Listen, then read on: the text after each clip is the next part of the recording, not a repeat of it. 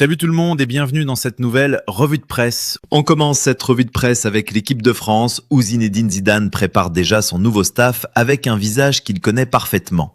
Zinedine Zidane prépare sa nouvelle aventure à la tête de l'équipe de France et s'entoure d'un visage bien connu. Fabien Barthez devrait occuper une place importante dans son staff.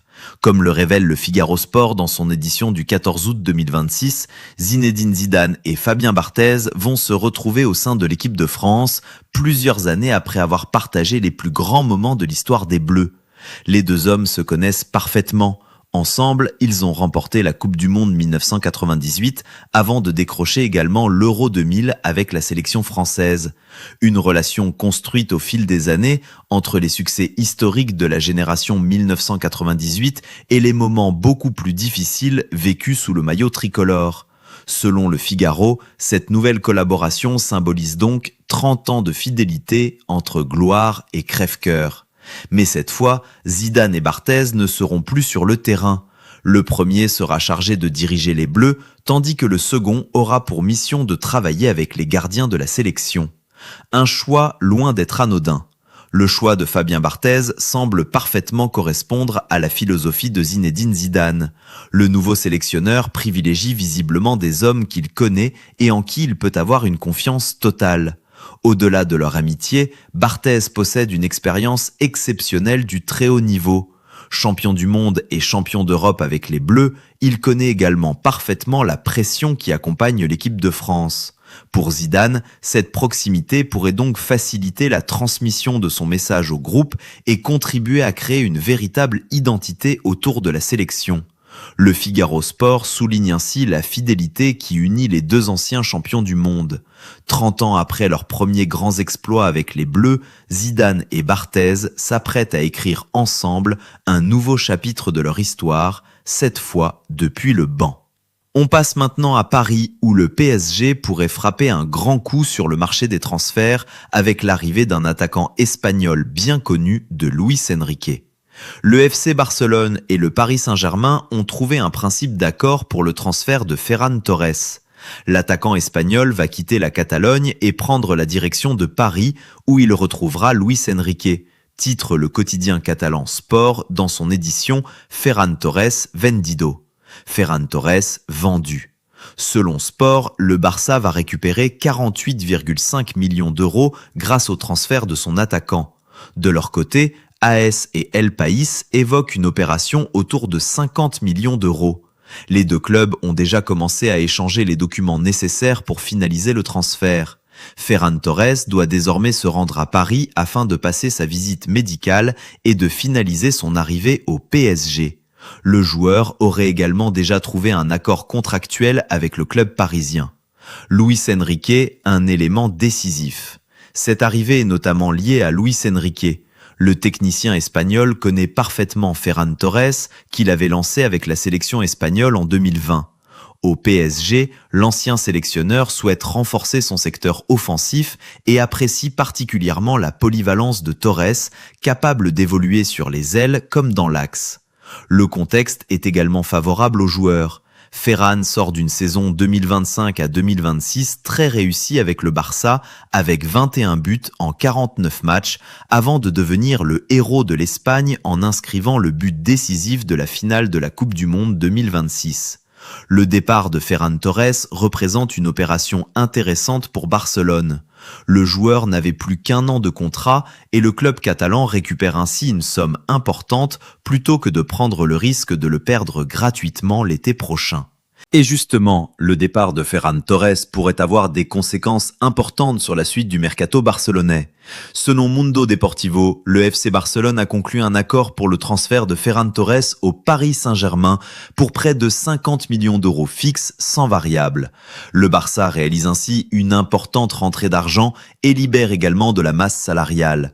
Le club catalan économise notamment les 8 millions d'euros prévus dans son accord avec Manchester City concernant la rénovation du contrat de Ferran. Cette vente peut être déterminante pour la suite du mercato barcelonais. Le départ de Ferran permet au Barça de récupérer des ressources financières tout en réduisant sa masse salariale. L'objectif semble désormais clair, utiliser cette marge pour renforcer l'équipe, notamment au milieu de terrain. Le nom de Rodri reste particulièrement important dans les plans du club catalan.